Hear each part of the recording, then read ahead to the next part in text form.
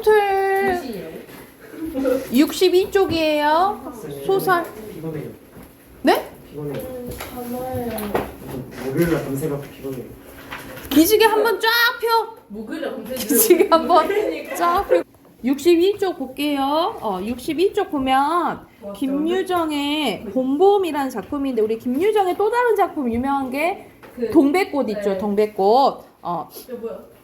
우리 작년에 피었고 동백꽃 이제 나오는데 자 여기서는 갈래는 단편소설, 순수소설, 농촌소설이고 배경이 농촌이에요. 1인칭 주인공점이고 시간적 배경은 1930년대입니다. 이 1930년대를 알 수 있는 단어가 뭐가 나오냐면 대릴사이제가 나와요. 우리가 예전에는 농사를 많이 이제 짓다 보니까 노동력이 이제 필요로 하잖아요. 근데 딸부잣집 보면은 아들이 없으니까 노동할 사람들이 없단 말이지. 그래서 결혼하기 전에 사위 될 사람이 이 딸집 와가지고 아니 딸집이란다.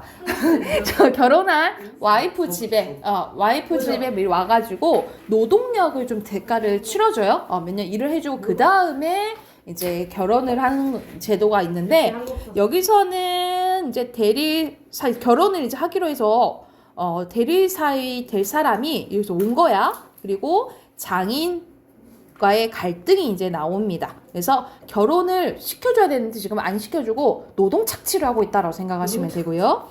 그리고 특징은 우직하고 어수룩한 서술자인 나의 이야기를 통해서 해악성이 유발합니다. 여러분 해악이 뭐야? 이상한 거. 재밌는 거, 그렇지. 웃음을 유발하는 거. 그리고 비속어, 욕도 나오고요. 토속어, 그 지역의 특성도 나타나고 의성어, 의태어를 사용해서 사실감과 생동감을 유발한다고 생각하시면 되고요. 역순행적 구성이거든요. 그래서 어디 부분에서 이제 역순행적 구성이 나오는지 이제 얘기를 해줄게요. 자, 본문 바로 봐봅시다. 장인님, 이제 내가 이렇게 뒤통수 긁고 나이가 찼으니 성례, 그러니까 말 그대로 결혼시켜달라 이 말이야. 성례시켜줘야 되지 않겠느냐고 하면 그 대답이들 이 자식아 성례가 뭐고 미쳐 자라야지 라고 하시는데 이 자라야 한다는 것은 내가 아니라 장자 내 아내가 될 점순이의 키를 얘기합니다. 그래서 핑계 맞아요. 핑계가 점순이 키가 안 큰다라고 얘기를 하는 거야. 내가 여기 와서 돈 한 푼도 안 받고 일하기를 3년 하고도 꼬박 7달 동안 했대. 그러니까 거의 4년차 일을 하고 있는 거예요. 그런데도 미처 못 자랐다니까 이 키는 언제야 자라는 게지 짜증 영문 모른데 일을 좀 더 잘해야 한다든지 혹은 밥을 좀 덜 먹어야 한다든지 하면 나도 얼마든지 할 말은 많은데 하지만 점순이가 안죽 어리니까 더 잘해야 한다는 여기에는 어찌 볼 수 없이 고마움 벙벙하고 만다. 이래서 나는 애초에 계약이 잘못된 걸 알았대. 이태면 이태, 3년이면 3년 기한을 딱 정해놓고 일을 해야 할 것인데 덮어놓고 딸이 잘하는 대로 성례시켜주마 했으니 이거 누가 지키고 서 있는 것도 아니고 그 키가 언제 자라는지 알 수가 있는가. 그러니까 계약을 잘못했네 이렇게 이제 깨닫게 된 거야. 그리고 난 사람의 키가 무럭무럭 자라는 줄만 알았지 부패기 키 모로만 벌어지는 몸도 있는 것을 누가 알았으랴. 옆으로만 이제 큰다고. 이렇게 커야 되는데 이렇게 큰다고. 그래서 때가 되면 장인님이 어련하다 싶어서 군소리 없이 일을 해왔대. 그런데 말이다. 장인님이 다 알아차려가지고 너 일 많이 했지? 그럼 그만 장가 들어라 하고 살림도 내주고 해야 나도 좋을 것이 아니냐. 시치미를 딱 대고 도리어 그런 소리가 나올까 봐서 지레 펄펄 뛰고 야단인데 명색이 좋아 대리사이제 일하기도 싱겁기도 할 뿐 안 들어 이거 진짜 아무것도 아니라 나는 진짜 뭐 말이 좋아 대리사이지 지금 아무것도 아닌 상황인 거야.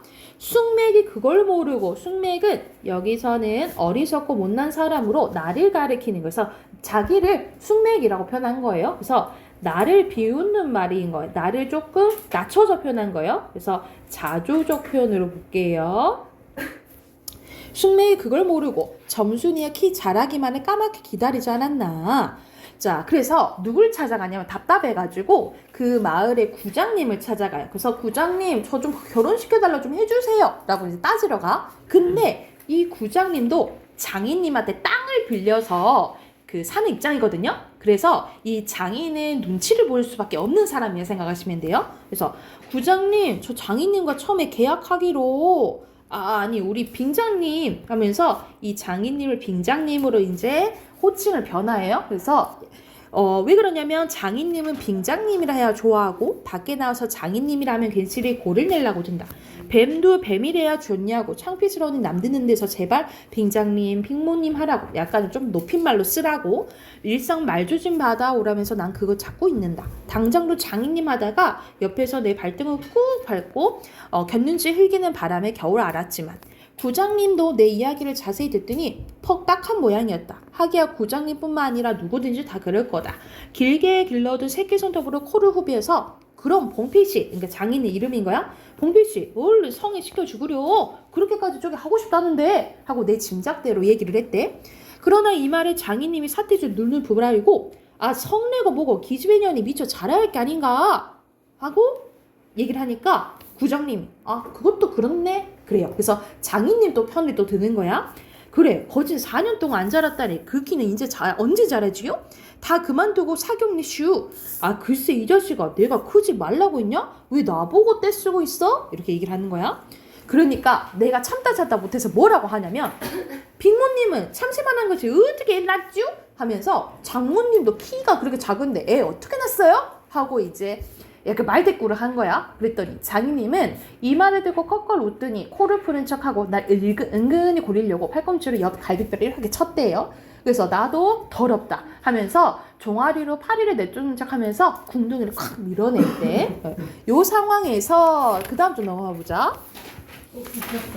자, 그 다음 쪽 보면은 여기서 이제 누가 얘기하는 거냐면 나한테 친구 뭉태가 하는 말입니다. 친구 뭉태가 뭐라 하냐면 야, 너 밤낮 일만 해주고 있을 거냐? 라고 하고 영득이는 1년만 살고 장가를 들었는데 넌 4년이나 살고도 더 살아야 돼? 네가 뭐 세 번째 사이인 줄 아냐? 세 번째 사이? 야, 남일이라도 분하다 이 자식아. 가서 우물에 가봐 죽어? 이러면서 우리 남자들끼리 애들 뭐 이렇게 조금 할 때 아유 그래 죽어라 죽어 이런 이제 말을 하는 거야. 나중에는 겨우 손톱으로 목을 따라고까지 하고 제 아들까지 함부로 훅닥이었다. 별의별 소리를 다 해서 그대로 옮길 수는 없으나 그 줄거리는 어때? 이 줄거리는 뭐냐면 뭉태가 내 상황에 대해서 설명해 주는 거야. 그래서 여기서부터 뭉태의 말을 정리해 준 거예요. 자, 우리 장인님이 딸이 셋 있는데 맏딸인 재작년 가을에 시집을 갔다. 정말은 시집을 간 것이 아니라 그 딸도 대리사유 해가지고 있다가 내보냈는데 그런데 딸이 10살 때부터 19, 즉 10년 동안 대리사유를 갈아들이기 동리에서 사위부자라고 이름이 났대. 근데 진짜 사위부자인 거야? 진짜 사위들이 아니잖아, 그치? 그래서 이거는 이 장인님을 좀 놀리는 말인 거죠. 그래서 여기서 사위부자는 반어법이 쓰였다라고 보시면 되고 사위부자라고 이름이 냈지만 14놈이란 너무 많다. 14놈이나 이렇게 갈아치운 거야. 장인님이 아들은 없고 딸만 있는 거로 그 다음 달 대리사유 해올 때까지는 부려먹지 않으면 안 되는데 물론 머슴을 두면 좋지만 그건 돈이 드니까 이걸 통해서 이 장인님이 짠돌인 걸 알 수가 있어. 그래서 여기서는 장인님의 인색한 성격을 알 수 있다라고 보시면 되고요. 일 잘하는 놈을 고르느라고 연판 바꿔드렸대. 또 한편 놈들이 욕만 줄창 퍼붓고 심의도 부려먹으니까 배를 상해서 달아나는 사람도 있었고 그런데 점순이는 둘째 딸인데 내가 이를테면 그 세 번째 대릴 사이로 들어온 거예요. 내 다음으로 네 번째 놈이 들어올 것을 내가 일도 잘하고 그리고 사람 좀 어수룩하니까 그러니까는 나의 성격이 조금 좋게 말해서 어수룩하고 한지 맞아요. 조금 너무 순수하고 조금 어떻게 보면은 심하게 말하면 조금 어디가 한쪽 조금 모자랄 수도 있고 그런 거지. 좀 아쉬운 거지. 그래서 장인님이 잔뜩 붙들고 놓지 않는다. 셋째 딸인 이제 6살, 셋째 딸은 6살인 거야. 적어도 10살은 돼야 대리사유 할 테므로 그동안 죽도록 부려먹어야 된다는 거야. 그러니까 지금 몇 년을 더 일해야 돼. 이때가 그러면 4년 더 일해야 되는 거예요. 4년 일했는데. 우리 이제는 속 좀 차리고 장가를 들어달라고 때를 쓰고 나자빠져라 이것이다. 여기까지가 뭉태가 한 말을 이제 요약을 한 거야. 근데 나는 그 말을 건성으로 들었대. 하고 들었대.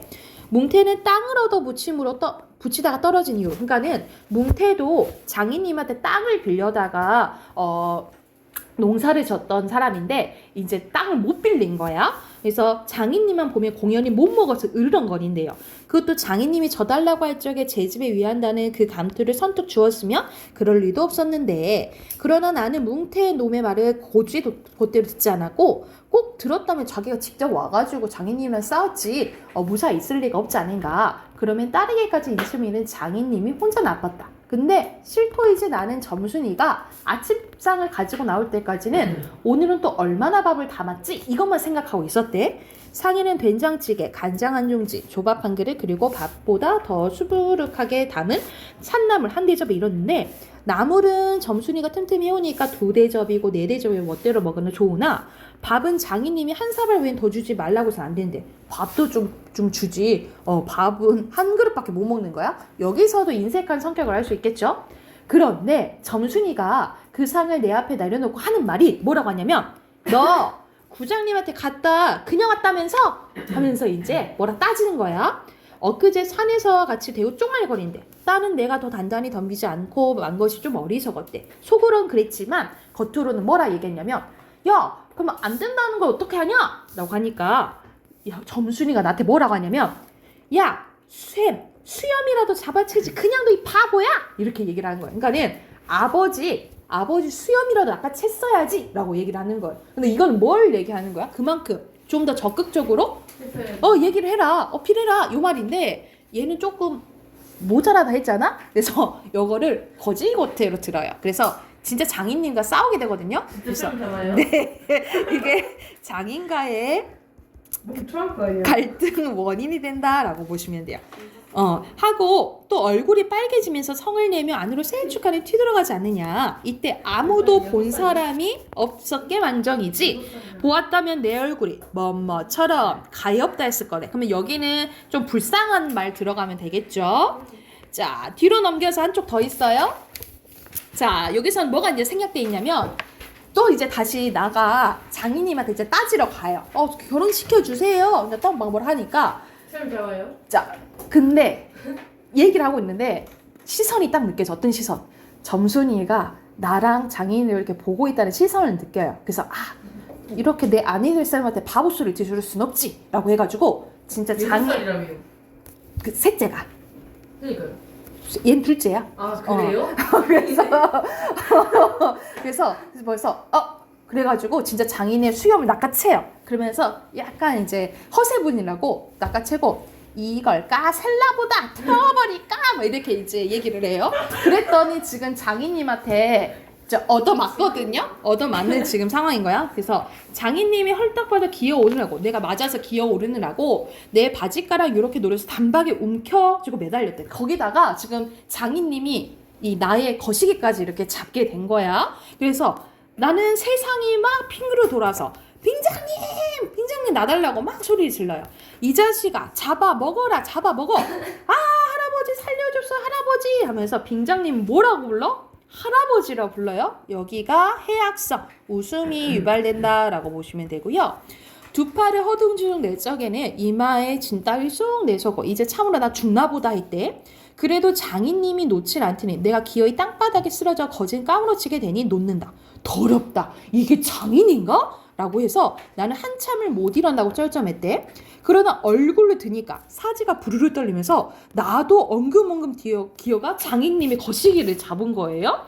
그래서 내가 머리가 터지도록 매를 맞은 건 이 때문이다 하면서 여기서 갑자기 시간이 좀 지난 것 같죠. 그래서 여기서는 특이한 구성이, 우리가 소설의 구성 단계가 발단, 전개, 위기, 절정, 결말이잖아요. 그치? 근데 여긴 특이하게 결말과 절정이 바뀐 부분이라고 보시면 돼요. 그래서 여기서는 결말이 먼저 나온 거예요. 결말.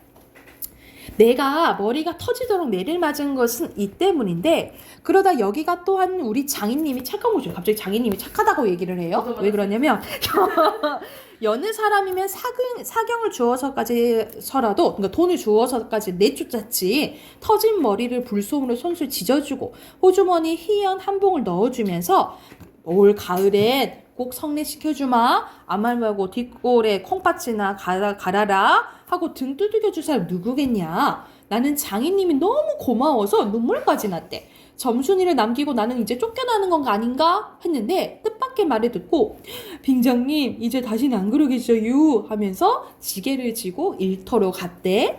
그러나 이때는 그걸 몰랐대. 그래서 여기까지가 결말이고 여기서부터 절정이에요. 그런데 이땐 모르고 장인님을 원수로만 여겨서 잔뜩 잡아당겼대요. 그래서 거시기를 이제 안 놓고 이제 잡고 있었던 거야.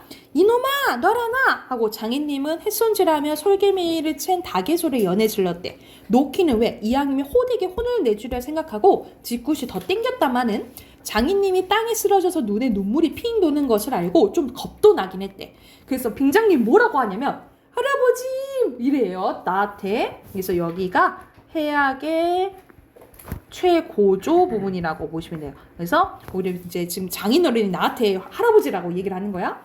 그래도 안 되니까 점순아 하고 불러요. 이 악장에 있었던 장모님과 점순이가 헐레벌떡 단숨에 뛰어나옵니다. 나의 생각에 장모님은 자기 남편이니까 당연히 장인어른 편 들겠지. 그런데 점순이는 내 편 들겠지 이렇게 생각하고 있었던 거야. 근데 이게 웬 속인지 아버지를 혼내주기는 자기가 그래놓고 이제 와서 나한테 에그머니 망할게 아버지 죽이네 하면서 내 귀를 뒤로 잡아당기면서 마냥 오는 것이 아니냐. 근데 그만 난 여기서 기운이 탁 꺾여서 얼빠진 등신이 되고 말았대. 장모님도 덤벼들어 한쪽 귀마저 뒤로 잡아채면서 또 오는 것이다. 이렇게 꼼짝 못하게 해놓고 장인님은 지게 막대기로 들어서 사뭇 나려 죽였대. 그러나 나는 구태여 굳이 피하려 하지 않고 암만 해도 그 속을 알 수 없는 점순이 얼굴만 들여다보았대. 이 자식 장인 입에서 할아버지 소리가 나오도록 해! 하고 끝나는 이야기예요. 진짜 이렇게 끝나요? 이렇게 끝나. 이렇게 끝난 이야기라고 보시면 됩니다. 그래서 여기서는 이제 대리 사이와 이 장인의 갈등이 일어난 소설이라고 보시면 돼요. 그러면은 앞으로 가서 문제 쭉 풀으셔야겠죠? 63쪽부터 문제 풀게요. 그리고 아까 선생님이 절정이랑 결말이랑 바뀌었다 했잖아. 그래서 역순행적 구성인 거야. 역순행적 구성인 거 참고하면서 문제 푸세요. 67쪽까지 푸시면 됩니다.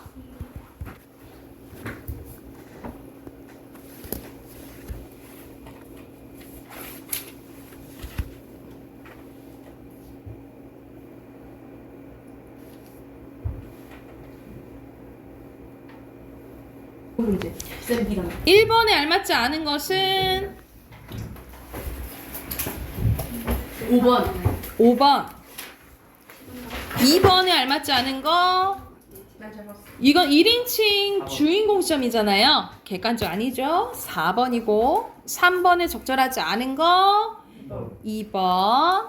4번에 원인은 뭔 거야? 장인이 혼례를 안 시켜주고 그렇지. 성례를 하는 것을 반대하기 때문에 시켜주지 않는다. 뭘 간단히 쓰시면 되겠죠? 안 시켜줘. 5번에 얘는 지금 손에 안 시켜줘. 이루어지지 않는 걸 계속해서 하고 있는 거야. 그치? 4번이고요. 6번에 숭매. 7번에 4번입니다. 뭉태의 역할은 어떤 상황인지 지금 알려주는 거잖아요. 5번이고요. 2번에 적절하지 않은 거 2번 이제 뭐 안 나오죠. 그리고 3번에 5번 4번에 3번이고요. 그리고 5번에 아버지한테 성례시켜달라 해. 그렇지. 성례를 위해 더 적극적으로 노력해. 적극적으로 노력해라. 그거적 이름이죠. 그리고 6번에 불쌍한 거 골라야 돼. 5번. 5번이죠. 불쌍하게. 자, 1번에 적절한 거 2번. 2번. 2번에 여기서는 2번. 결혼시켜준다 했잖아. 그치? 이건 해피엔딩이네. 그죠? 3번이죠. 3번에 헐 여기서는 믿는 도끼에 발등 찍힌 거잖아. 그치? 그 상황이랑 좀 먼 거는 2번이죠. 이건 내게 안 되면 약간 망가뜨리는 그런 느낌이에요. 그리고 4번에 2번 5번에 4, 5번 좀 헷갈렸을 거예요. 5번이에요. 그리고 5번에 한국문학의 특수성이 아닌 거 고르는 거야. 한국문학만의 특수성이 아닌 거. 4번. 저거는 애정 표현이 어디 나왔어요? 서로 마음은 있어. 근데 조금 대면대면하죠? 그러니까 동사가 다른 거야. 2번. 2번이요. 역순위적 구성은 다른 문학 작품에도 다른 나라 작품에도 충분히 있을 수 있는 거죠. 됐을까요? 바짝 펴세요. 맞아. 30쪽입니다. 물 마시고. 물 마시고 가세요. 안 돼요. 30쪽부터 33쪽까지 푸세요. 이거 모르는 것도 했어. 자, 30페이지 같이 한번 봐봅시다, 본문. 모르는 거 없어요. 자, 여기서는 공리주의에 대해서 나오는데 이 개념도 거의 이제 도덕 시간에 나오거든요. 그거 안 해. 자, 공리주의는 그거 시험 30점 맞았어. 37점이야 정점. 어떻게 그럴 수 있죠? 아니 과학이 31점인데 도덕 37점 맞을 수 있지. 자, 우선 봐볼게요. 자, 공리주의는 일반적으로 어떤 행위의 옳고 그름이 공리에 따른, 그러니까 공리는 전체 이익이라 생각하시면 돼요. 그 행위가 인간의 이익과 행복을 늘리는데 결과적으로 얼마나 기여하는가에 따라 결정된다고 보는 이론인데요. 이러한 공리주의는 인간이 자신과 더불어 다른 존재의 이익과 행복을 공평하게 고려해야 된다라는 것을 전제로 합니다. 그래서 인간은 자신의 이익과 행복을 증진하려 하는데 그러한 인간이 할 수 있는 행위들 중 인간의 최대 이익과 행복이라는 최선의 결과를 가져오는 행위를 옳은 행위로 봅니다. 그래서 공리주의는 이러한 최선의 결과를 본래적 가치, 본래적 가치는 그 자체로 올바른 가치라고 생각하시면 돼요. 그래서 여기는데 본래적 가치란 그 자체로서 지니는 가치를 의미하는데 이는 다른 어떤 것을 위한 수단으로서 가치인 도구적 가치와는 상대적인 개념입니다. 그래서 그런데 최선의 결과를 무엇으로 보냐에 따라서 크게 쾌락주의적, 선호, 이상으로 나눌 수 있대요. 먼저 쾌락주의적 공리주의는요. 최선의 결과를 쾌락의 증진으로 보는 거야. 다시 말해 인간의 심리적 경험의 쾌락을 본래적 가치로 여기는데요.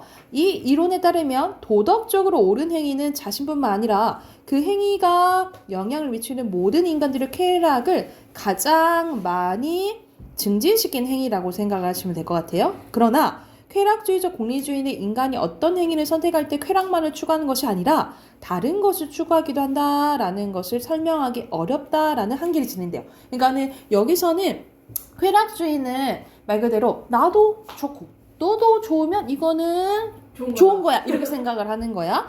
그런데 우리가 인간이 다 쾌락만 추구하지 않는단 말이지. 쾌락을 추구하지 않을 때는 설명하기 어렵다라고 보는 거야.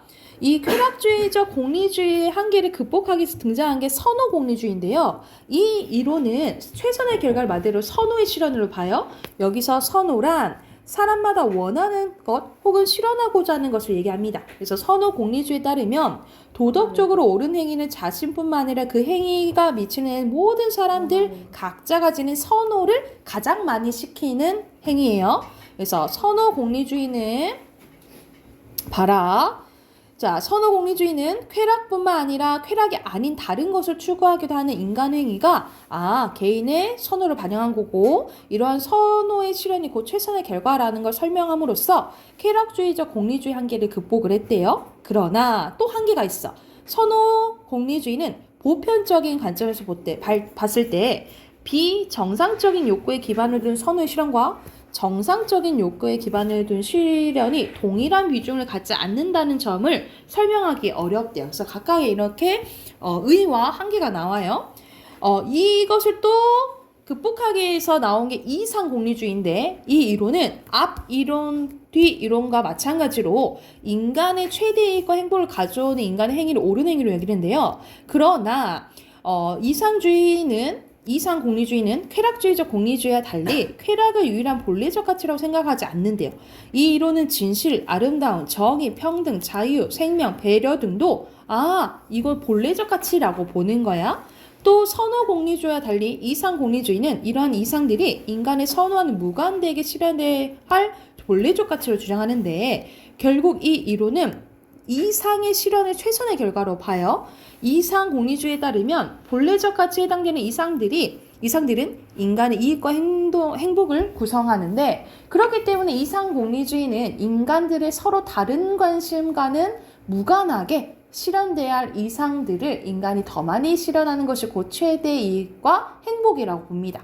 그러나 이상 공리주의는 본래적 가치에 해당되는 이상들이 갈등한 경우 어떤 이상의 실현이 최선의 결과일지에 대해 설명이 어렵다. 그러니까 말 그대로 위에서 자유랑 평등이 있어. 자유랑 평등은 다 추구해야 될 본래적 가치죠. 근데 이 둘이 충돌했을 때 뭐가 더 나은 걸 갖고 올지는 판단할 수 없다라고 본 거예요. 그래서 요러에 대한 논의가 계속 되고 있다라는 내용입니다. 그럼 여기서는 세 가지가 나오죠. 그쵸? 여기 각각의 한계와 의 나오잖아. 적절한 것은 3번이고요. 2번에 알맞지 않은 것은 여기서는 다 공리주의잖아. 공동에 최대한 다 행복하고 이익을 취해야 돼요. 무관 아니죠? 3번이고요. 그리고 3번에 적절하지 않은 거야. 각각 기억은 쾌락, 니은은 선호, 디귿이 이상이잖아. 그치? 알맞지 않은 것은 몇 번일까요? 5번이에요? 5번 어디가 틀렸어요? 어디가 틀렸어요? 그 어디가 어디예요? 선생님 마우스를 5번에 가까이 대가지고 5번인 것 같았어. 진짜? 아 진짜 뭐야? 5번. 맞추긴 했어. 5번인데 어디가 틀렸을까? 어딘가. 배려에 대한 그들의 관심에 따라 실현돼요. 그러니까 이상은 뭐라 했어? 그 관심, 사람의 관심도에 따르지 않고 추구할 본래적 가치를 실현해야 된다 그랬잖아. 그치? 관심에 따라 아니죠. 관심과는 무관하게 실현돼야 된다라고 봤어요. 뒤로 넘겨서 빈칸 채워봅시다. 공리주의. 공리. 최선의 결과. 쾌락. 선호. 비정상적인 욕구. 비정상적인 욕구. 이상. 갈등. 증진. 여기는 공통점. 이거지. 차이점. 차이점. 이걸 모르네. 오른쪽에 본래적 같이 OX. 여기서는 자신의 쾌락도 중요하지만 타인도 중요한 거예요. 그쵸? X예요. 뭐해 저거예요? OX. 아, 나 그거 보고 있다. 오. 완벽하게 아니에요. X. 뭐해? 4번에 5고요. 하나 틀렸다. 됐나요? 네. 이렇게 하나 틀렸어요. 문법 답 확인. 깜빡이 나면 집 가자. 시끄러. 깜빡이 나면 집 가자. 뭘 이렇게 당연스럽게 얘기해. 5분밖에 너 빨리 말해. 이어지 문장. 문장. 아는 문장. 여러분 예. 문제 풀 때 귀찮아하지 말고 주어 서술어 표시해야 된다 그랬어. 주어 서술어. 주어 서술어 서술어야. 주어 서술어 서술어야. 주어 서술어. 주어 서술어야. 너무 다리 너무 큰데. 크게 주어 서술어. 서술어야. 근데 앞에 주어가 생략돼 있지. 여기가 서술어예요. 오케이? 네. 1번이죠? 1분만 하면 되는 거 아니에요? 문장. 공부를 하라고 귀찮아하지 말고 혼문자 대등하게. 대등하게 정석적으로 이렇게 흐지부지. 명확하게 해. 예. 감흥 없이 대답하지 말고 1번에 오. 변하지 않는다. 오케이. O S. 하나 보니까 하나 있으니까. X요. 그건 아니고요. 자, 여기서는 이어진 문장 종류 볼 때는 여러분 내 말 잘 들어봐. 네. 응. 연결어미를 보셔야 돼. 뭘 봐야 된다고? 연결어미. 며, 고, 면, 하나, 지만이야. 다른 것은 3번. 3번만 종속이고 나중에 대등이죠.